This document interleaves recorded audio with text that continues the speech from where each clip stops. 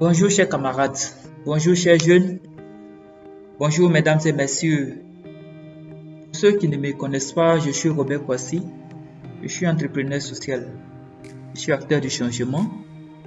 Et j'ai un message en ce soir pour tous les jeunes, élèves, étudiants sans emploi. Alors, je vais parler d'un sujet très important dans la vie des élèves, des étudiants, de tous ceux qui sont en quête d'emploi. Ce sujet-là, c'est le sujet de l'expérience. Vous êtes sans ignorer que en cherchant du travail, on vous exige toujours d'avoir une expérience. Quand nous allons sur les sites de recrutement, quand nous voyons les annonces, on se rend compte que les recruteurs recherchent toujours des personnes qui ont une certaine expérience. Souvent, on recherche des personnes ayant une expérience de 1 an, 2 ans, 3 ans, 4 ans, 5 ans et plus.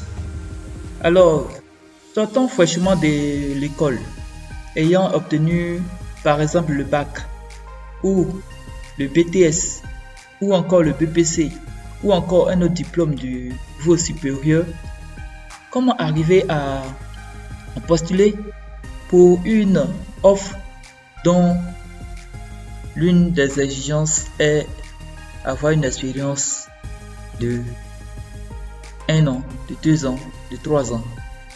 Aujourd'hui, je vais vous dire que c'est possible. Si vous regardez cette vidéo jusqu'à la fin, vous saurez que ce blocage lié aux exigences des recruteurs peut être levé. Voilà, j'ai une bonne nouvelle pour vous. Donc, je vous conseille de rester jusqu'à la fin de cette vidéo pour profiter abondamment de ces astuces-là. Alors, je vais vous donner dans cette vidéo 3 pistes possibles que vous allez suivre pour enrichir votre CV afin que votre candidature capte l'attention de vos futurs recruteurs.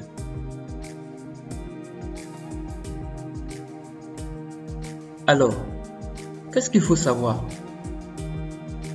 Le premier élément ou la première piste que je vous propose, c'est de faire du bénévolat dans une association ou encore dans une organisation à but non lucratif, qu'on appelle communément aussi les ONG.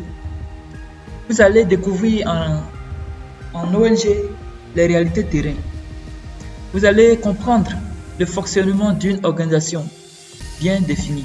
Et en tant que bénévole, vous apprendrez les valeurs de l'organisation, ou encore le respect de la hiérarchie, ou encore le travail en équipe.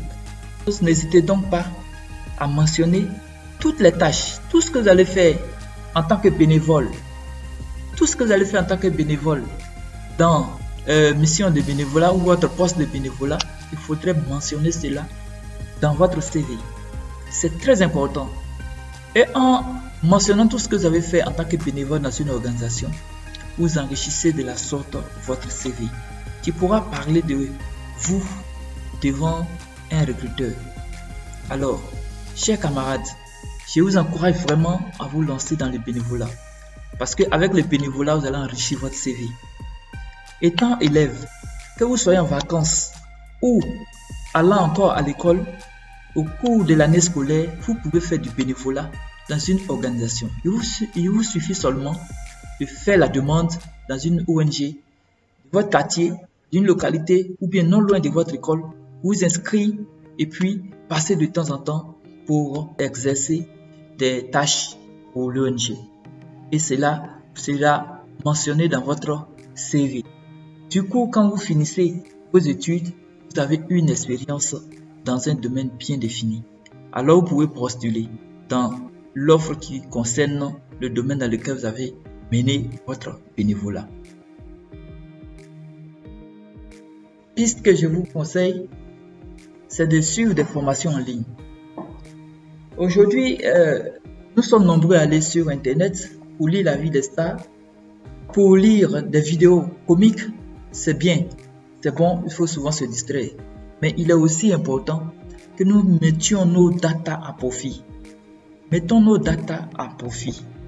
Au lieu de regarder seulement les vidéos sur les stars sur Internet, vous pouvez également vous inscrire à des formations entièrement gratuites sur Internet.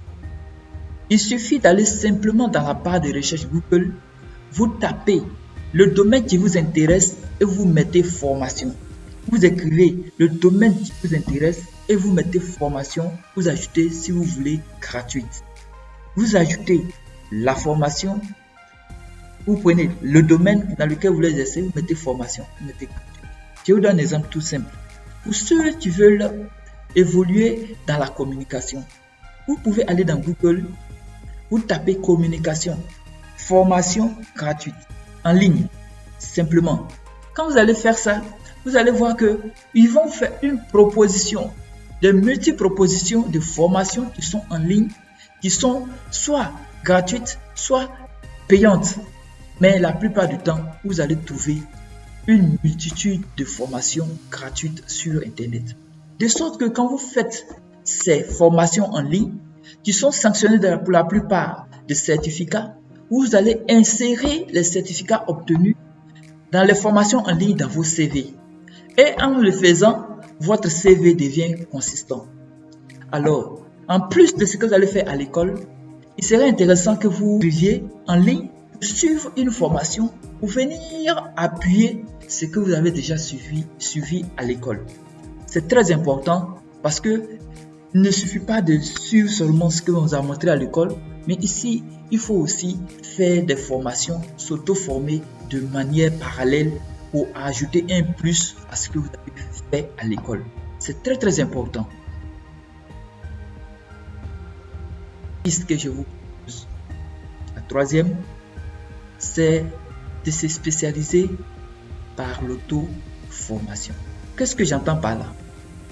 Alors, vous prenez un sujet, deux sujets qui vous intéressent. J'ai fait une formation en IDEA. Mais en plus de l'IDEA, il y a la formation de tout ce qui touche l'environnement qui m'intéresse. À côté de l'IDEA, tout ce qui concerne le marketing digital m'intéresse. Je ne l'ai pas appris à l'école forcément. Alors, je vais me former pour être expert, non seulement en IDEA parce que je l'ai déjà appris à l'école, mais expert aussi en tout ce qui est communication digitale. De sorte que quand je me propose sur le marché du travail, je n'ai pas seulement que IDEA, mais j'ai aussi marketing digital dans mon bagage intellectuel, dans mon CV. Du coup, celui qui a fait l'IDEA simplement et celui qui a fait IDEA plus marketing commercial, en l'entretien, vous serez forcément privilégié. Au regard de votre CV, même dans la sélection de votre CV, vous serez déjà privilégié. Parce qu'en plus de l'IDEA, vous avez appris le marketing digital. Du coup, le recruteur va se sentir à l'aise de vous prendre parce que vous avez une valeur ajoutée à votre formation initiale de IDEA. Donc, voici un peu, chers camarades, ce que je voulais vous donner aujourd'hui. Tous les élèves et étudiants des grandes écoles ou d'universités publiques, vous n'avez plus le prétexte de dire on recherche des BTS plus 2 ans d'expérience ou encore on cherche un bac plus 4 ans d'expérience, on cherche BTS plus 3 ans d'expérience. Je vous ai donné des astuces. Vous avez 3 pistes que vous pouvez explorer pour enrichir votre CV, même étant sur les bancs de l'école, de sorte que quand vous finissez votre circuit, vous arrivez sur le marché de l'emploi avec une expérience déjà dans votre CV. Et si tu penses que cette vidéo leur a fait du bien, vous pouvez aller laisser un commentaire dans le chat WhatsApp. Vous pouvez me contacter pour qu'on approfondisse encore les réflexions. Sur ce, je vais vous laisser et espérant que cette vidéo vous a fait du bien. Si ça vous a fait du bien, vous pouvez laisser un pouce bleu. Merci.